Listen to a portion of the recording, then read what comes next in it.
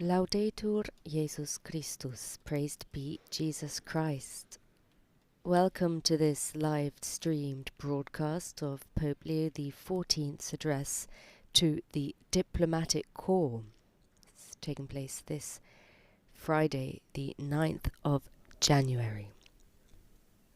Many of you are following us through Vatican media platforms, including the Vatican News app, through Radio Vaticana, the Vatican News web portal, the Vatican News English YouTube channel, or the Vatican News Facebook live stream. A special welcome also goes to those of you who are connected through our English language partners, including EWTN Television, Catholic Faith Network in the United States, Salt and Light Television, Shalom World Television, Atmadarshan Television, and Catholic Television. And we are also pleased to welcome listeners joining us via radio and digital platforms across the world, united with us for this very important moment in the life of the Church and of the international community.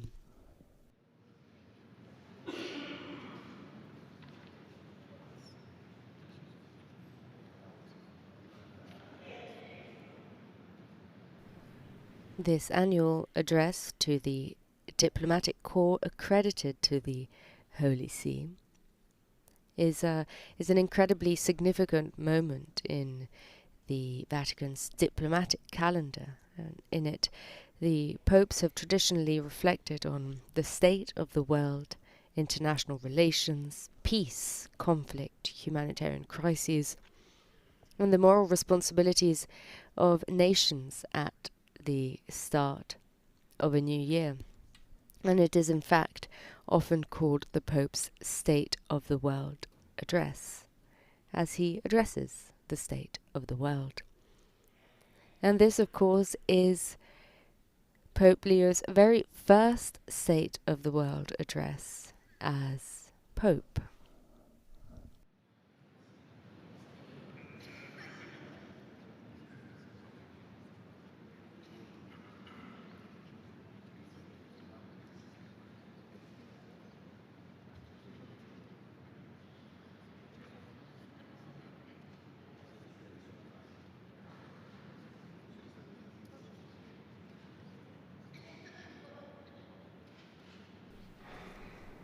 So each January, the Pope meets ambassadors and representatives of states that maintain diplomatic relations with the Holy See. That is what is meant by the Diplomatic Corps. And currently there are over 180 countries that have diplomatic relations with the Holy See, and as well as the European Union and the Sovereign Order of Malta.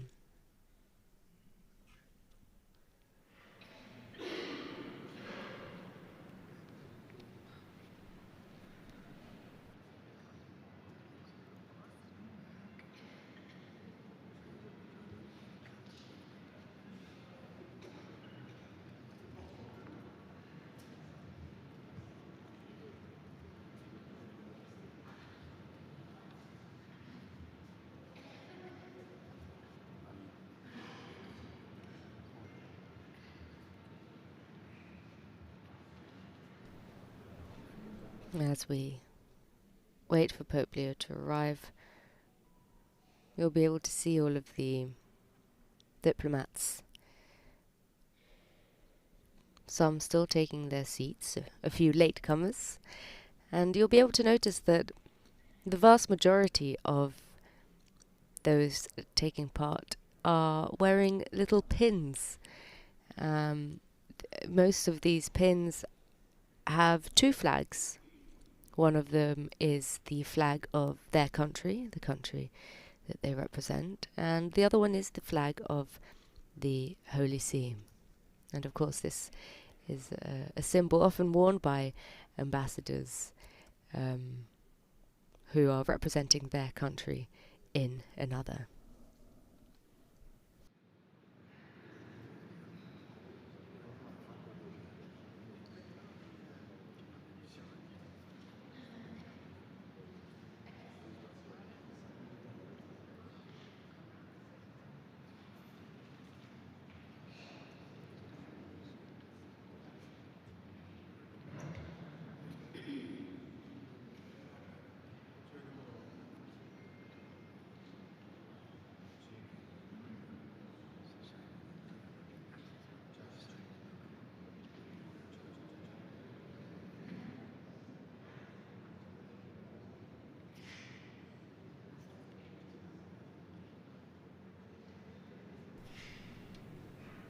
In past addresses to the diplomatic corps, of course, were given most recently by the late Pope Francis, and in those occasions Pope Francis used the time to offer a moral reading of global affairs, a reflection on conflict, on peace, and on the responsibilities of nations towards one another. Of course, we most recently heard it from Pope Francis, but that is those are the themes that are touched upon most often in these addresses.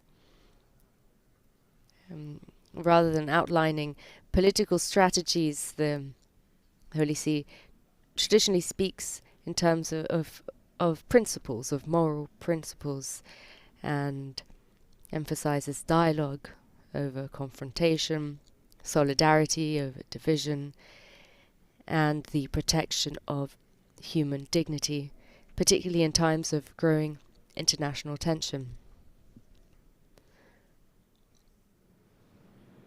And of course, for Pope Leo XIV, this will be an opportunity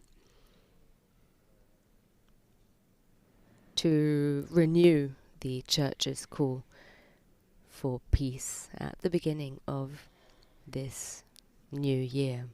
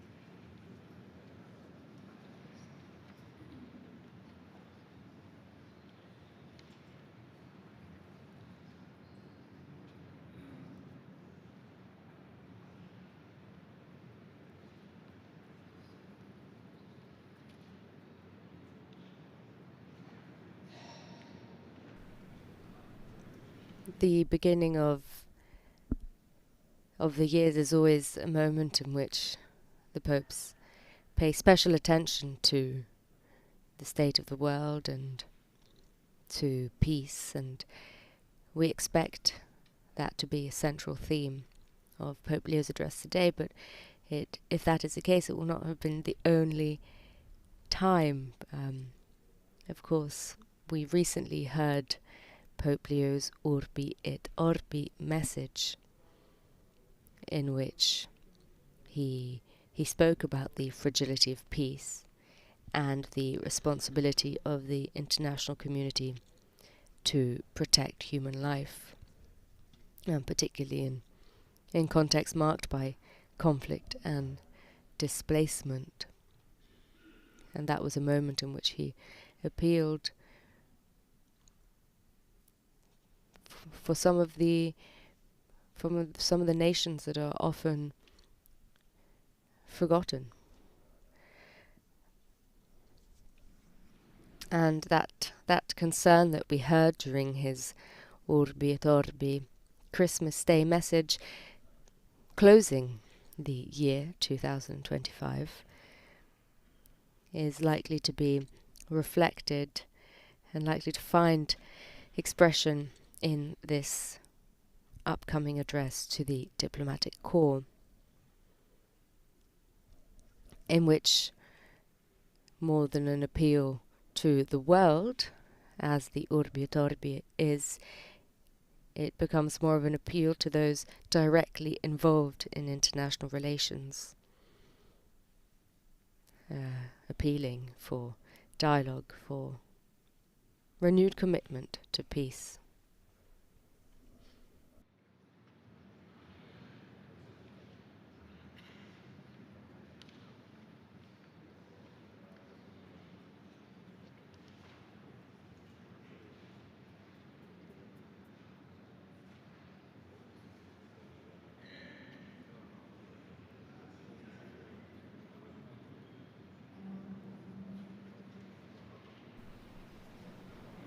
And there are around 400 diplomats,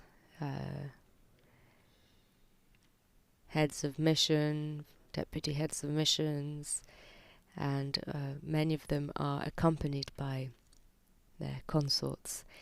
And you'll be able to see that everyone has stood up, which of course is an indication that Pope Leo has arrived. And there he is, we can see him now walking up the corridor through the delegations, through the diplomats who are here to hear his address.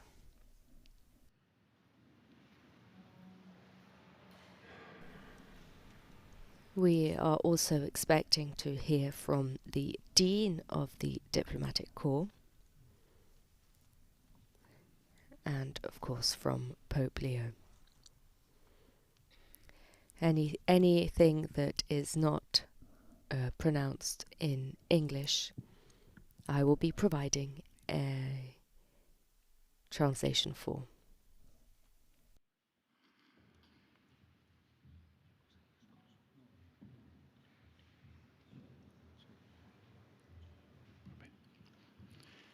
Nel nome del Padre, del Figlio e dello Spirito Santo, la pace sia con voi.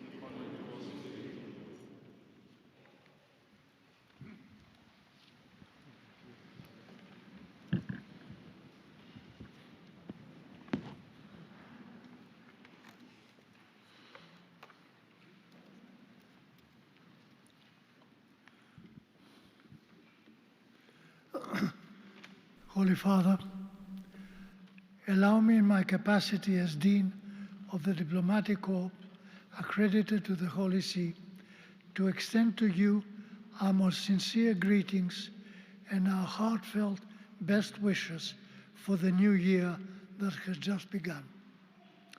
I renew our gratitude for this important moment of closeness, an encounter that bears witness to the friendship between the Holy See and our diplomatic missions, united by the shared aim of pursuing peace among peoples and nations.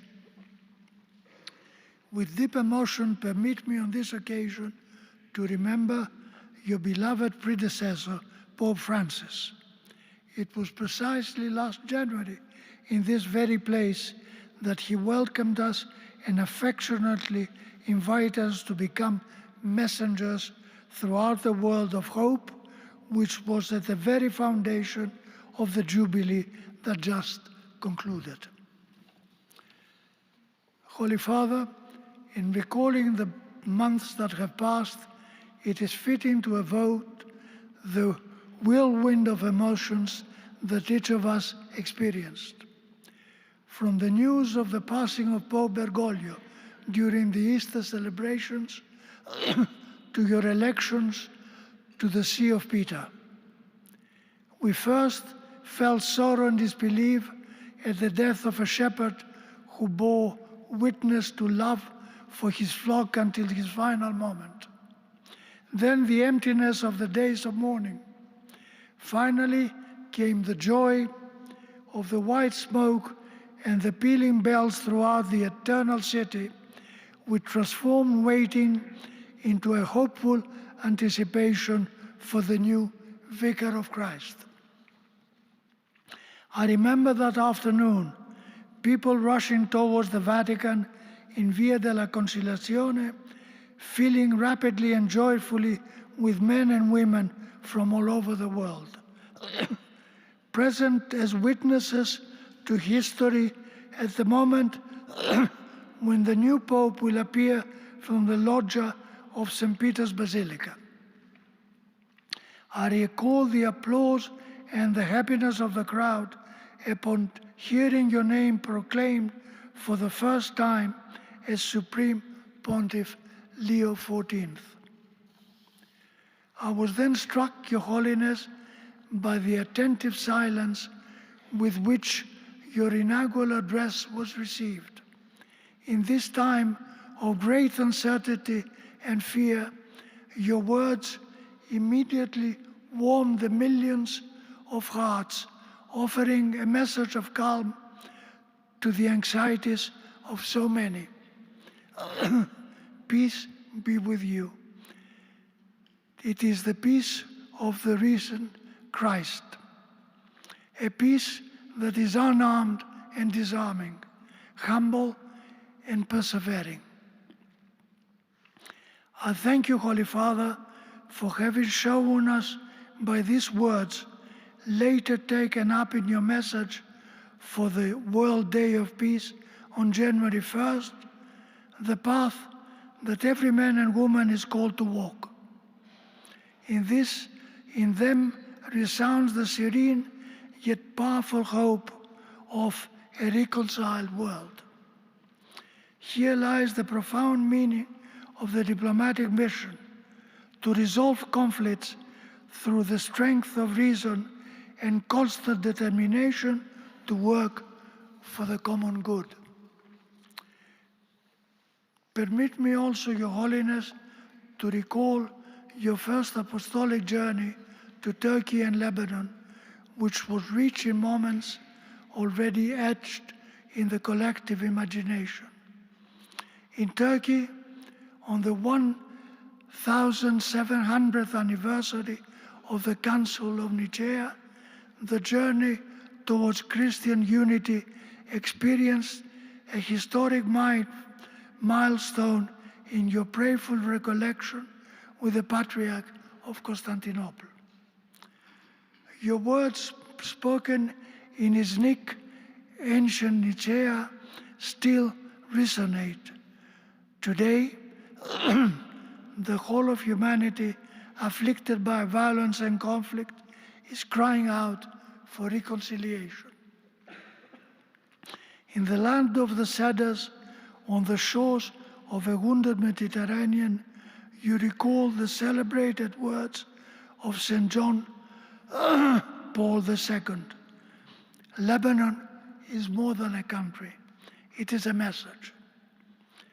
And encouraged us to disarm our hearts so that peace and justice might prevail. Through your inspired magisterial and pastoral action, you, Holy Father, reminded the entire world that silence in the face of wars is not neutrality, but complicity, forcefully denouncing the false truth of slogans that portray the reckless arms race as a necessity for security, while populations suffer and the abyss draws nearer. Holy Father, we cannot but turn our gaze to the Jubilee of 2025, concluded only a few days ago, which profoundly touched the hearts of countless people. Under your guidance, the Holy Year proved to be an opportunity for genuine renewal, which you translated into gestures of authentic closeness from the very beginning of your Petrine ministry. We recall with esteem your various interventions, such as last September on the occasion of the World Meeting of Human Fraternity, then recalling Pope Francis' encyclical Fratelli Tutti. You invited participants to identify local and international ways of developing new forms of social charity and to nurture the spirituality of fraternity through culture, working relationship, and diplomatic action. In this spirit, commitment was renewed, for example, to the humanitarian corridors for peace, vigorously supported in the months following your election, a model of welcome that you have indicated as a possible and dignified alternative to the culture of indifference.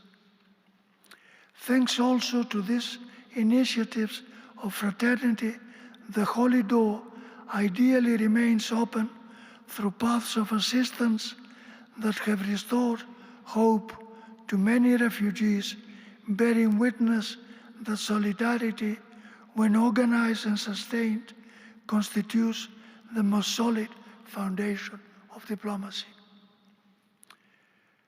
Your Holiness, in the name you have chosen, there is a powerful reference to the challenges that Leo XIII once faced, different in content, yet similar in substance. In this new age of machines, today, digital and linked to artificial intelligence, the risk that calculation may overstep ethical boundaries is great. There is an urgent need to regulate technological development on a human scale. As you have repeatedly reminded us, artificial intelligence must not replace the human being, but remain at his or her service, reaffirming that data and creativity are not enough without an ethical orientation towards the integral development of the human person. It is precisely with our gaze fixed on the centrality of human person that I wish to express the condolences and closeness of the diplomatic corps to the young lives lost and injured and their families affected by the tragic accident that occurred in Crans-Montana, Switzerland. We pray for them and for the Venezuelan people, recalling your words that the good of the beloved Venezuelan people must prevail over every other consideration. This must lead to the overcoming of violence and to the pursuit of paths and justice of peace. Holy Father, I conclude with the hope that your actions may bear for all humanity the same fruitfulness that the thought of your spiritual father, St. Augustine, bore for the Church. Just as he was able to unite the wisdom of his time with the Christian creed, may you help the world to find true peace, integrating the countless human experiences with a universal message of fraternity capable of speaking to the heart of every man and woman on the planet. Your Holiness, with profound esteem and affection on behalf of the diplomatic corps, I extend to you our warmest best wishes for the new year, renewing the offer of our service in favor of peace and the building of bonds that may help resolve the conflicts of the world. Thank you.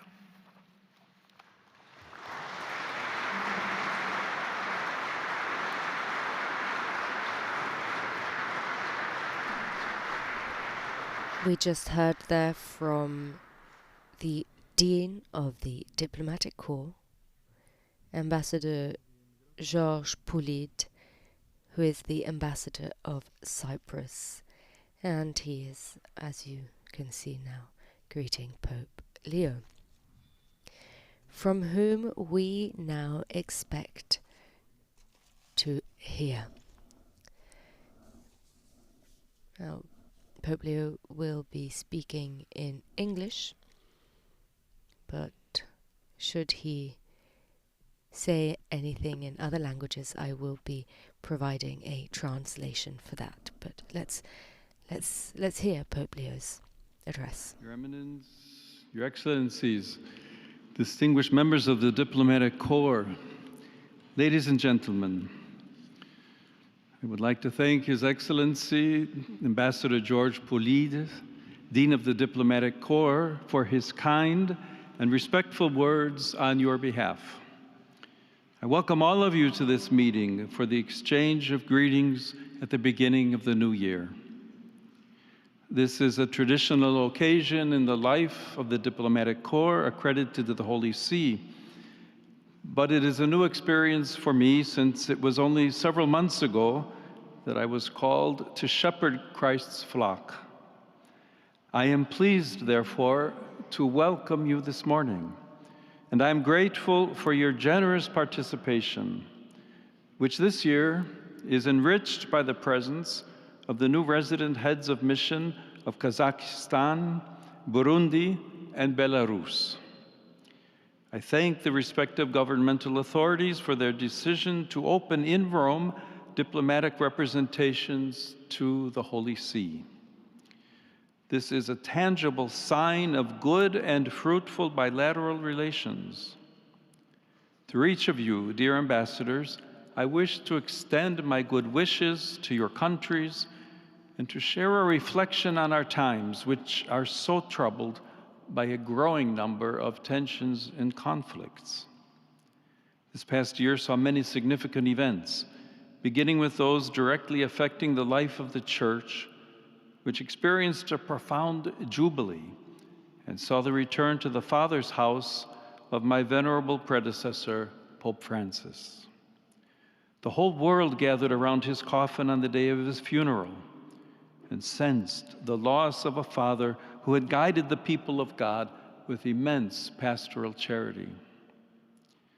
A few days ago, we closed the last holy door, that of St. Peter's Basilica, which Pope Francis himself had opened on Christmas night in 2024. During the Holy Year, millions of pilgrims flocked to Rome to make their Jubilee pilgrimage. Each person brought his or her own experiences, questions, and joys, as well as pains and wounds, to pass through the holy doors, which are symbols of Christ himself, our heavenly physician. By coming in the flesh, he took upon himself our humanity in order to make us partakers of his divine life, as we contemplated in the recent celebration of Christmas. I am confident that through these experiences, many people have been able to deepen or rediscover their relationship with the Lord Jesus, finding comfort and renewed hope for facing life's challenges. In questa sede desidero esprimere particolare gratitudine. Here I would like to express my particular gratitude to the people of Rome, who with great patience and hospitality have welcomed the many pilgrims and tourists who came to the city from every part of the world. I would like to express my special thanks to the Italian government, the Capitoline administration, and the police forces, who worked with zeal and precision to ensure that Rome was able to welcome all the visitors and that the Jubilee events, as well as those following the death of Pope Francis, could take place safely and peacefully. La Santa Sede e l'Italia condividono non solo la vicinanza geografica, The Holy See and Italy share not only geographical proximity, but above all a long history of faith and culture that binds the Church to this beautiful peninsula and its people. This is also reflected in the excellent bilateral relations sealed this year by the entry into force of the amendments to the Agreement on Spiritual Assistance to the Armed Forces, which will allow for more effective spiritual accompaniment of the men and women who serve in the armed forces in Italy, as well as in numerous missions abroad.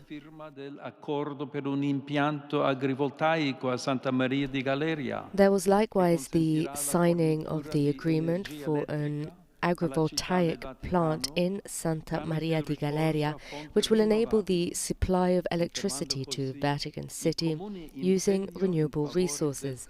thus confirming our common commitment to caring Sono for poi creation. grato per le visite che mi hanno reso le alte cariche dello Stato all'inizio del mio pontificato. I'm also grateful for the visits that I received from the senior government officials at the beginning of my pontificate, and for the exquisite hospitality shown to me at the Quirinale Palace by the President of the Republic, to whom I wish to extend my cordial and appreciative greetings. The invitation given to Pope Francis, I had the joy of visiting Turkey and Lebanon. I am grateful to the authorities of both countries for their welcome. In Iznik, Turkey, together with the Ecumenical Patriarch of Constantinople and representatives of other Christian denominations, I commemorated the 1700th anniversary of the First Ecumenical Council.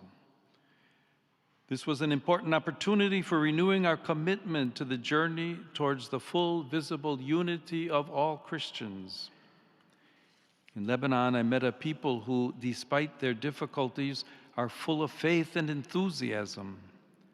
There I sensed the hope of young people who aspire to build a more just and cohesive society and to strengthen the bond of cultures and religions that makes the land of the cedars unique in the world. Dear ambassadors, prompted by the tragic events of the sack of Rome in 410 AD, St. Augustine wrote De Civitate Dei, the city of God. This is one of the most powerful of his theological, philosophical, and literary works. As Pope Benedict XVI observed, it is an impressive work crucial to the development of Western political thought and the Christian theology of history. It draws, as we would say in contemporary terms, on a narrative that was spreading for the pagans, still numerous at that time, and even quite a few Christians thought that the God of the new religion and the apostles themselves had shown themselves incapable of protecting the city. In the days of the pagan gods, Rome was Caput Mundi, the great capital, and no one could have imagined that it would fall into the hands of its enemies. Now, with the God of the Christians, this great city no longer seemed secure. Certainly, our times are very distant from those events. This is not simply a question of temporal distance, but also of a different cultural awareness and the development of categories of thought.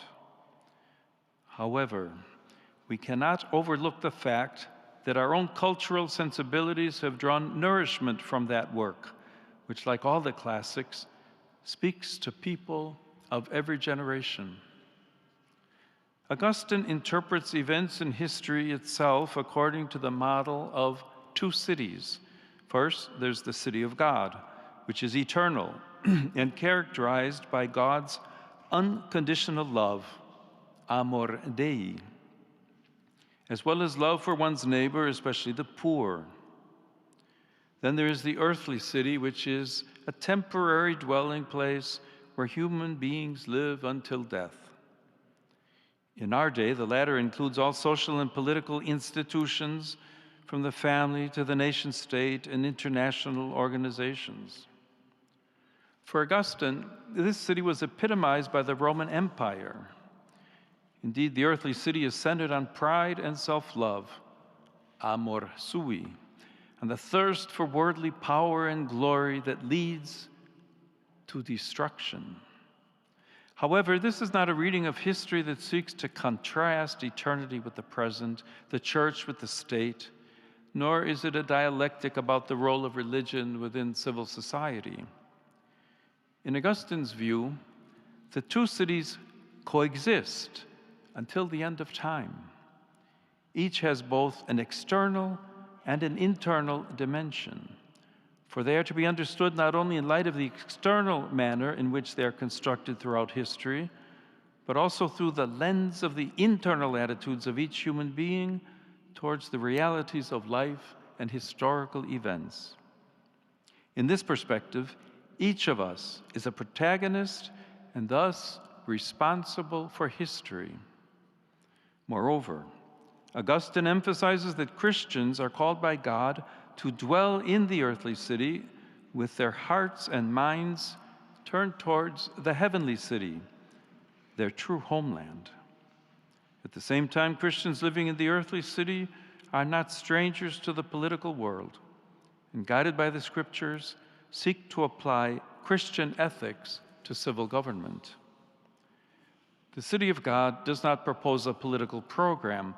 Instead, it offers valuable reflections on fundamental issues concerning social and political life, such as the search for a more just and peaceful coexistence among peoples. Augustine also warns of the grave dangers to political life arising from false representations of history, excessive nationalism, and the distortion of the ideal of the political leader. Although the context in which we live today is different from that of the 5th century, some similarities remain highly relevant. We are now, as then, in an era of widespread migratory movements. As then, we are living at a time of a profound readjustment of geopolitical balances and cultural paradigms. As then, we are, in Pope Francis' well-known expression, not in an era of change, but in a change of era. In our time, the weakness of multilateralism is a particular cause for concern at the international level. A diplomacy that promotes dialogue and seeks consensus among all parties is being replaced by a diplomacy based on force by either individuals or groups of allies. War is back in vogue, and a zeal for war is spreading. The principle established after the Second World War, which prohibited nations from using force to violate the borders of others, has been completely undermined. Peace is no longer sought as a gift and a desirable good in itself, or in the pursuit of the establishment of the ordered universe willed by God, with a more perfect form of justice among men and women. Instead, peace is sought through weapons as a condition for asserting one's own dominion. This gravely threatens the rule of law, which is the foundation of all peaceful civil coexistence. Furthermore, St. Augustine notes, there is no one who does not wish to have peace. For even those who make war desire nothing but victory. They desire, that is to say, to attain peace with glory. For what else is victory than the conquest of those who resist us? And when this is done, there is peace. For even those who intentionally interrupt the peace in which they are living have no hatred of peace, but only wish it changed into a peace that suits them better. They do not therefore wish to have no peace, but only the peace that they desire. It was precisely this attitude that led humanity into the tragedy of the Second World War. From those ashes, the United Nations was born, whose 80th anniversary was recently celebrated. The UN was established by the determination of 51 nations as the center of multilateral cooperation in order to prevent future global catastrophes, for safeguarding peace, defending fundamental human rights, and promoting sustainable development. I'd like to draw particular attention to the importance of international humanitarian law. Compliance with this cannot depend on mere circumstances and military or strategic interests. Humanitarian law, in addition to guaranteeing a minimum of humanity during the ravages of war, is a commitment that states have made. Such law must always prevail over the ambitions of belligerents in order to mitigate the devastating effects of war, also with a view to reconstruction.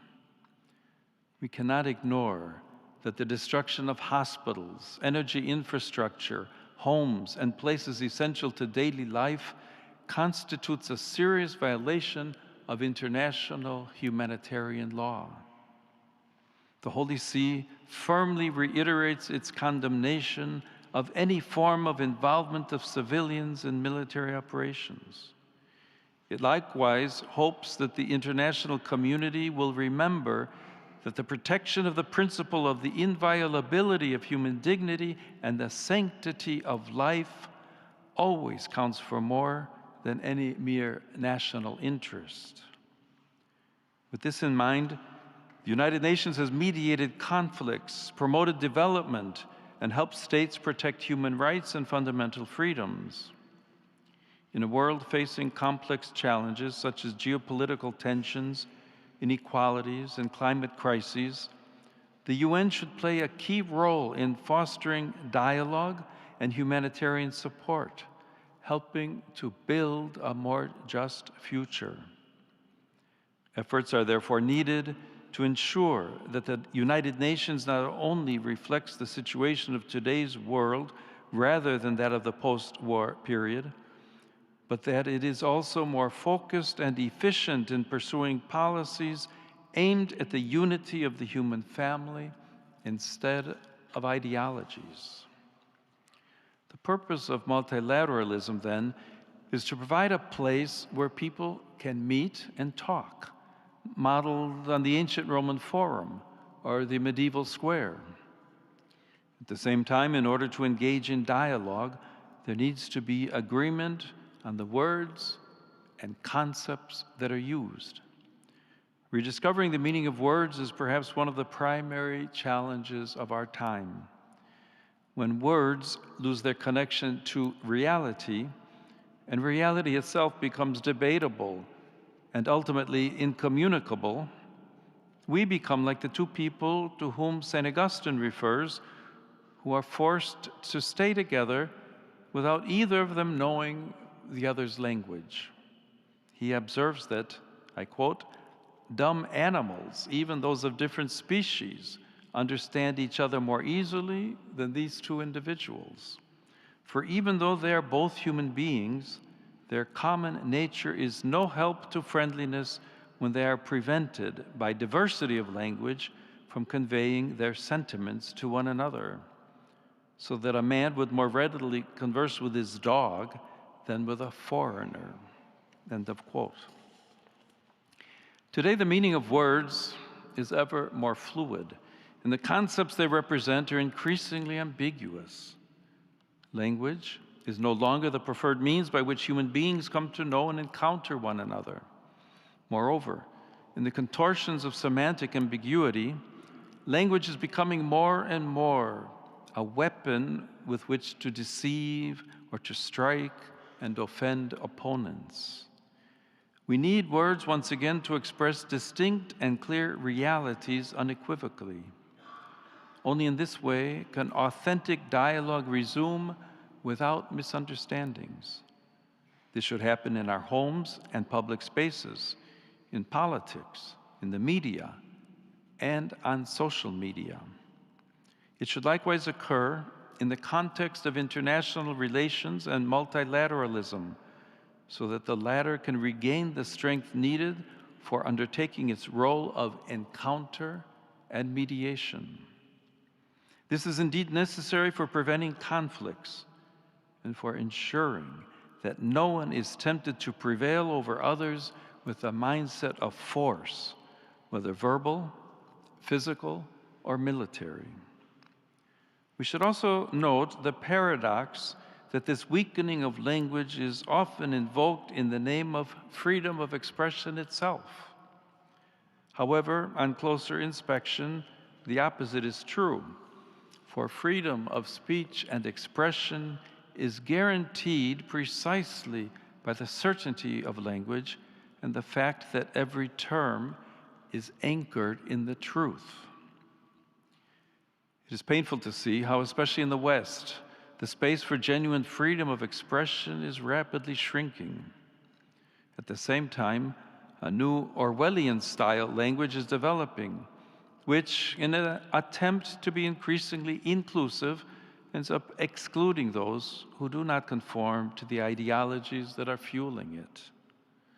Unfortunately, this leads to other consequences that end up restricting fundamental human rights, starting with the freedom of conscience. In this regard, conscientious objection allows individuals to refuse legal or professional obligations that conflict with moral, ethical, or religious principles deeply rooted in their personal lives. This may be the refusal of military service in the name of nonviolence, or the refusal on the part of doctors and healthcare professionals to engage in practices such as abortion or euthanasia. Conscientious objection is not rebellion, but an act of fidelity to oneself. At this moment in history, freedom of conscience seems increasingly to be questioned by states, even those that claim to be based on democracy and human rights. This freedom, however, establishes a balance between the collective interest and individual dignity. It also emphasizes that a truly free society does not impose uniformity, but protects the diversity of consciences, preventing authoritarian tendencies and promoting an ethical dialogue that enriches the social fabric. In a similar way, religious freedom risks being curtailed. As Benedict XVI recalled, this is the first of all human rights because it expresses the most fundamental reality of the person. The most recent data shows that violations of religious freedom are on the rise, and that 64% of the world's population suffers serious violations of this right. In requesting that the religious freedom and worship of Christians be fully respected, the Holy See asks the same for all other religious communities. On the 60th anniversary of the promulgation of the Declaration Nostra Aetate, one of the fruits of the Second Vatican Ecumenical Council that concluded on December 8, 1965, I had the opportunity to reiterate the categorical rejection of all forms of anti-Semitism, which unfortunately continues to sow hatred and death. I likewise emphasize the importance of cultivating the Jewish-Christian dialogue, deepening our common biblical roots.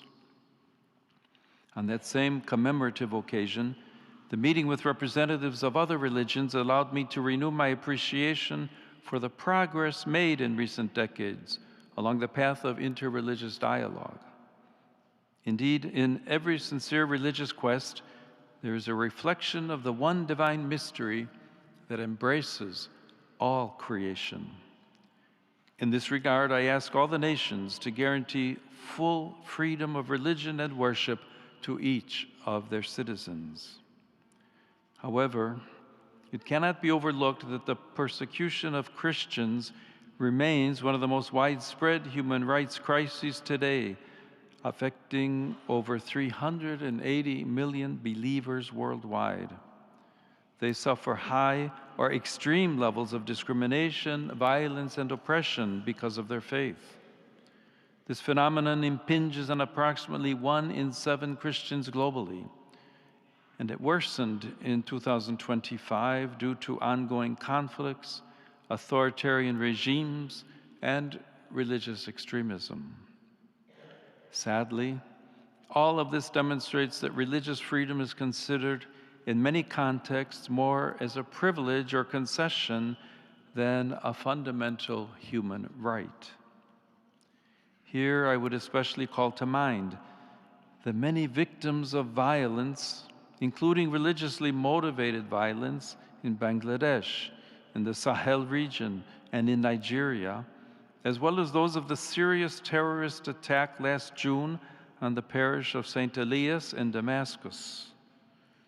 Nor do I forget the victims of jihadist violence in Cabo Delgado, Mozambique. At the same time, we must not forget a subtle form of religious discrimination against Christians, which is spreading even in countries where they are in the majority, such as in Europe or the Americas. There, they are sometimes restricted in their ability to proclaim the truths of the gospel for political or ideological reasons. especially when they defend the dignity of the weakest, the unborn, refugees and migrants, or promote the family. In its international relations and actions, the Holy See consistently takes a stand in defense of the inalienable dignity of every person. It cannot be overlooked, for example, that every migrant is a person and as such has inalienable rights that must be respected in every situation. Not all migrants move by choice, but many are forced to flee because of violence, persecution, conflict, and even the effects of climate change, as in various parts of Africa and Asia.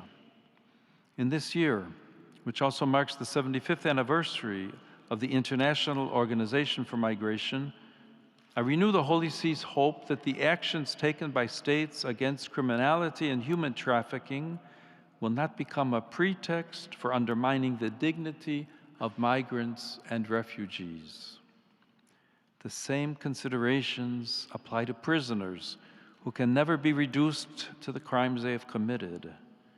On this occasion, I wish to express my heartfelt gratitude to the governments that have responded positively to my venerable predecessor's appeal for gestures of clemency during the Jubilee year.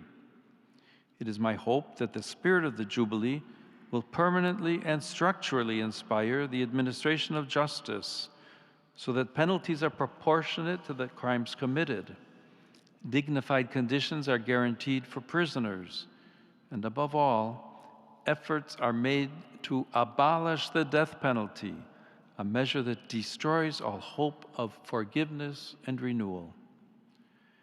Nor can we forget the suffering of so many prisoners held for political reasons in many countries.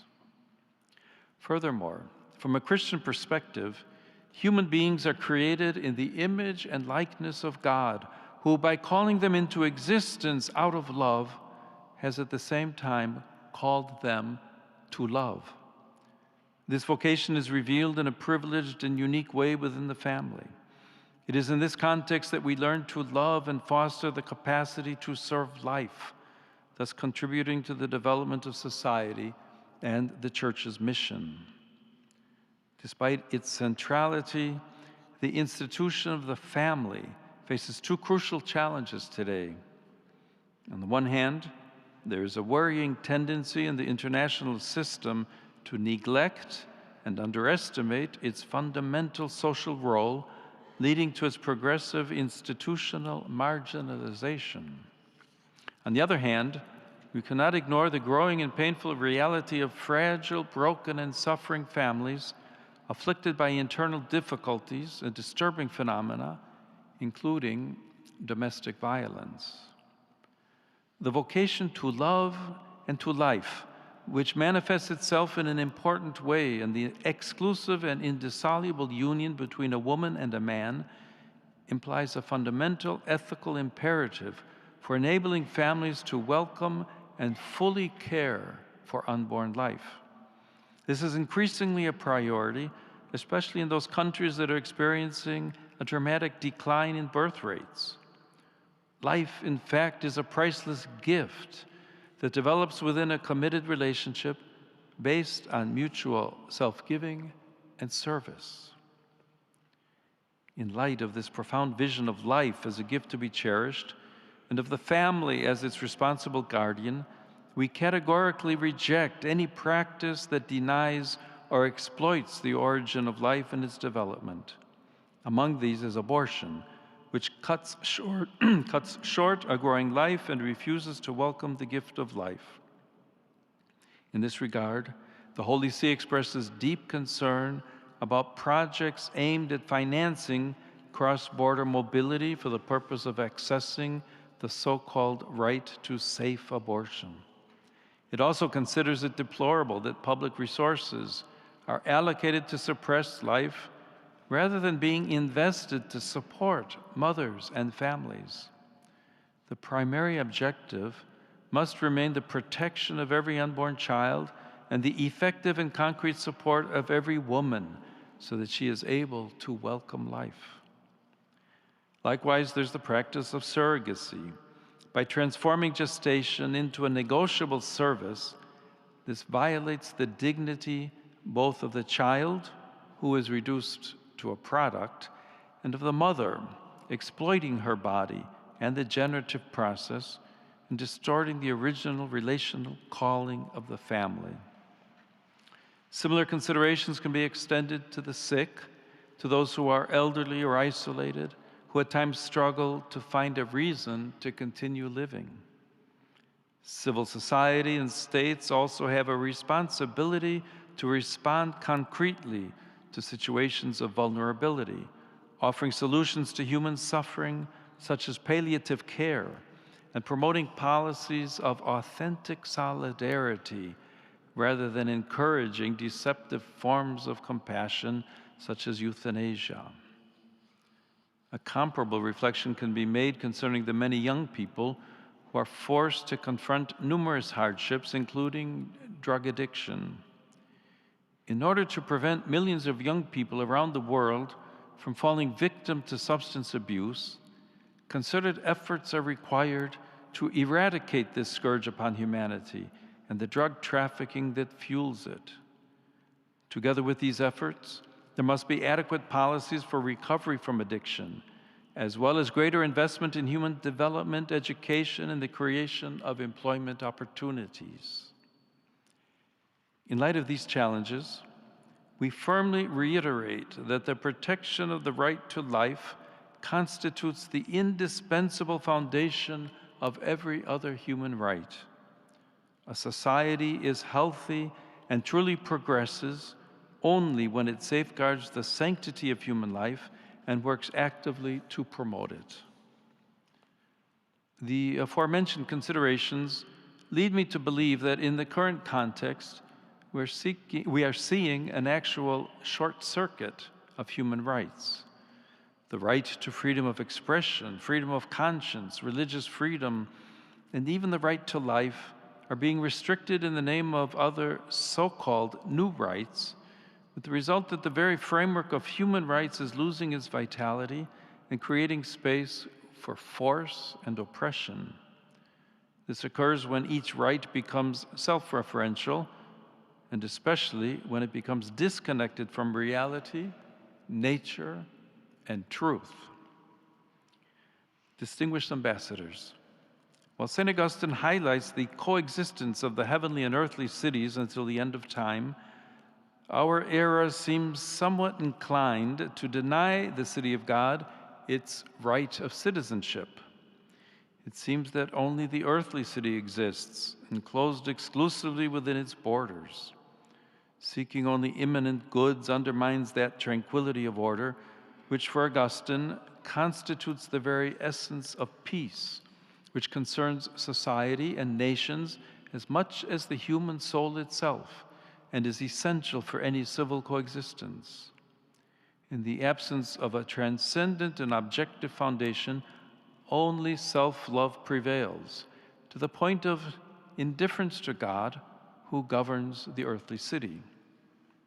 Yet, as Augustine notes, great is the folly of pride in those individuals who think that the supreme good can be found in this life, and that they can become happy by their own resources. Pride obscures both reality itself and our empathy toward others. It is no coincidence that pride is always at the root of every conflict.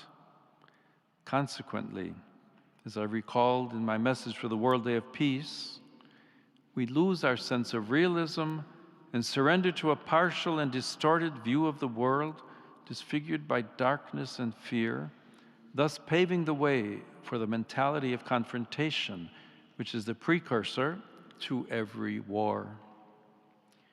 We see this in many contexts, starting with the ongoing war in Ukraine and the suffering inflicted on the civilian population. Faced with this tragic situation, the Holy See strongly reiterates the pressing need for an immediate ceasefire and for dialogue motivated by a sincere search for ways leading to peace. I make an urgent appeal to the international community not to waver in its commitment to pursuing just and lasting solutions that will protect the most vulnerable and restore hope to the afflicted peoples. I likewise emphasize the Holy See's full willingness to support any initiative that promotes peace and harmony. At the same time, we see this in the Holy Land, where, despite the truce announced in October, the civilian population continues to endure a serious humanitarian crisis, adding further suffering to that already experienced. The Holy See is especially attentive to any diplomatic initiative that seeks to guarantee to the Palestinians in the Gaza Strip a future of lasting peace and justice in their own land, as well as to the entire Palestinian people and the entire Israeli people. In particular, the two-state solution remains the institutional perspective for meeting the legitimate aspirations for both peoples. Yet sadly, there's been an increase in violence in the West Bank against the Palestinian civilian population, which has the right to live in peace in its own land. The escalating tensions in the Caribbean Sea and along the American Pacific coast are also a cause for serious concern. I wish to repeat my urgent appeal that peaceful political solutions to the current situation should be sought, keeping in mind the common good of the peoples and not the defense of partisan interests. This pertains in particular to Venezuela in light of recent developments. In this regard, I renew my appeal to respect the will of the Venezuelan people and to safeguard the human and civil rights of all, ensuring a future of stability and concord. To this end, inspiration may be drawn from the example of two of its children who I had the joy of canonizing last October, José Gregorio Hernández and Sister Carmen Rendiles. May their witness inspire the building of a society founded on justice, truth, freedom, and fraternity, and thus enable the nation to rise from the grave crisis that has afflicted it for so many years. Other crises are scattered across the global landscape. First, I refer to the desperate situation in Haiti, marked by many forms of violence, from human trafficking to forced exile and kidnappings. In this regard, it is my hope that with the necessary and concrete support of the international community, the country will be able to take the necessary steps as soon as possible to restore democratic order, end violence, and achieve reconciliation and peace. Nor can we forget the situation that has affected the Great Lakes region of Africa for decades, plagued by violence that has claimed many victims. I encourage the parties involved to seek a definitive, just, and lasting solution that will put an end to a conflict that has lasted far too long. Similarly, I think of the situation in Sudan, which has been transformed into a vast battlefield, as well as the continuing political instability in South Sudan, the youngest country in the family of nations, which came into being following the referendum 15 years ago. We cannot fail to mention the intensifying signs of tension in East Asia and to express hope that all parties involved will adopt a peaceful and dialogue-based approach to the contentious issues that are a source of potential conflict. My thoughts turn in particular to the grave humanitarian and security crisis afflicting Myanmar, which was further aggravated by the devastating earthquake last March. With renewed intensity, I make an appeal that paths of peace and inclusive dialogue be courageously chosen so as to guarantee everyone fair and timely access to humanitarian aid. To be authentic, democratic processes must be accompanied by the political will to pursue the common good, to strengthen social cohesion, and to promote the integral development of every person. At the heart of many of the situations I've mentioned, we can see something that Augustine himself pointed out, namely the persistent idea that peace is only possible through the use of force and deterrence. While war is content with destruction, peace requires continuous and patient efforts of construction as well as constant vigilance. Such efforts are required of everyone, starting with the countries that possess nuclear arsenals. I think in particular of the important need to follow up on the New START Treaty, which expires in February. Indeed, there's a danger of returning to the race of producing ever more sophisticated new weapons, also by means of artificial intelligence. The latter is a tool that requires appropriate and ethical management, together with regulatory frameworks focused on the protection of freedom and human responsibility. Dear ambassadors, notwithstanding the tragic situation before our eyes, peace remains a difficult yet realistic good.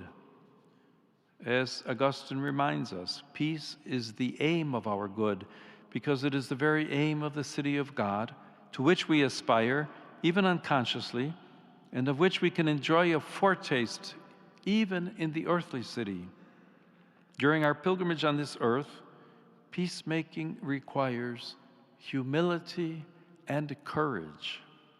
The humility to live truthfully and the courage to forgive. In the Christian life, we see these virtues reflected at Christmas, when truth, the eternal Word of God, becomes humble flesh. And at Easter, when the condemned righteous one forgives his persecutors and grants them his life as the risen one. Moreover, if we look more closely, there is no shortage of signs of courageous hope in our time, and we must constantly support them. I think, for example, of the Dayton Accords, which 30 years ago put an end to the blood-stained war in Bosnia and Herzegovina. Despite difficulties and tensions, they opened up the possibility of a more prosperous and harmonious future. I think, too, of the joint declaration of peace between Armenia and Azerbaijan, signed last August. We hope this will pave the way for a just and lasting peace in the South Caucasus and resolve the outstanding issues to the satisfaction of both parties.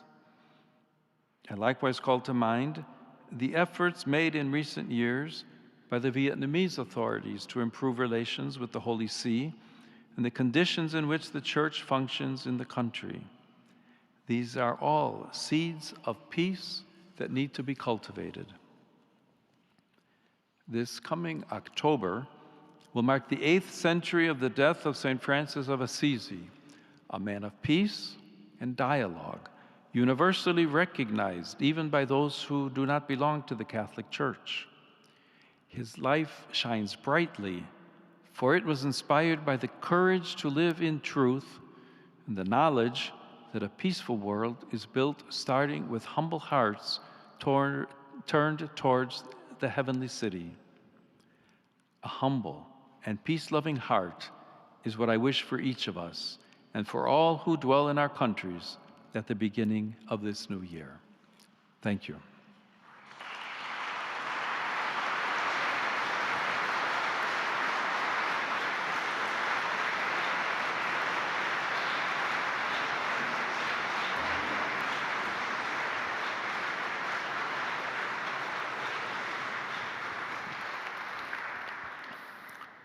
Eccellenze, gentili signori, si invitano cortesemente I capi missioni Your accompagnati Excellencies, dai rispettivi consorti a dirigersi verso l'incontro col Santo Padre e I superiori della Segreteria di Stato. they are being per il invited saluto personale, to seguendo le indicazioni fornite dal nostro personale they're invited eletto. to follow the Al termine del indications saluto, in order I capi to missione greet sono Pope pregati di Leo. The recarsi heads of missions are being senza invited I consorti without presso la Cappella consorts Sistina per la foto di gruppo. to Si richiede agli altri membri the dei Sistine seguiti Chapel following the diplomatici di greeting rimanere nei posti loro for assegnati. the family photo. Excellencies, distinguished guests. And now we have a translation The in heads of English. missions accompanied by their respective spouses are kindly invited to proceed to the meeting with the Holy Father and the superiors of the Secretary of State for a personal greeting, following the directions provided by our staff.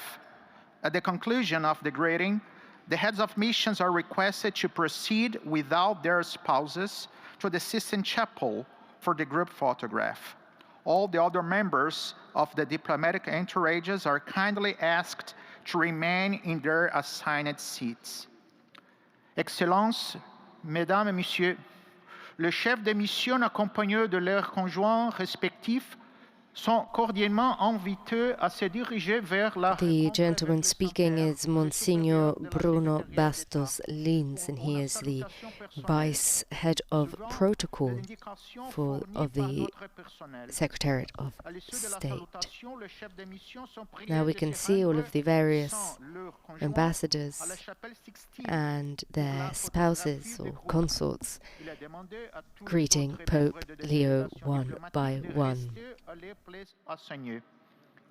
Excelencias, señoras y señores, se invita cordialmente a los jefes de misión acompañados de sus respectivos cónyuges a dirigirse al encuentro con el Santo Padre y los superiores de la Secretaría de Estado para el saludo personal, siguiendo las indicaciones proporcionadas por nuestro personal.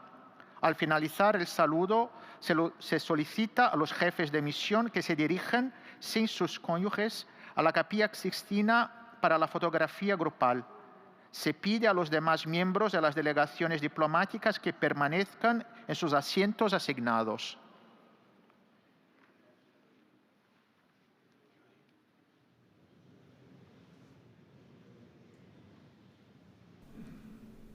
And this ends our live-streamed broadcast of Pope Leo's address to the diplomatic corps. And as we expected, it was a message full of moral appeals, and we can call it, of course, a State of the World address. So for continued coverage of today's address, as well as other Vatican and world news, please visit vaticannews.va, and of course follow Vatican News on Facebook, Instagram, X, and on YouTube. On behalf of Vatican Media, I would like to extend my sincere thanks to our sound engineer Luca Rossi and to our audio coordinator Massimiliano Menichetti, as well as to our media partners who made this broadcast possible: EWTN Television, Catholic Faith Network in the United States, Salt and Light Television, Shalom World Television, Atma-Darshan Television, and Catholic Television. And thank you to all of you who have joined us through various local and diocesan stations around the world. Until next time, Laudetur Jesus Christus, praised be Jesus Christ.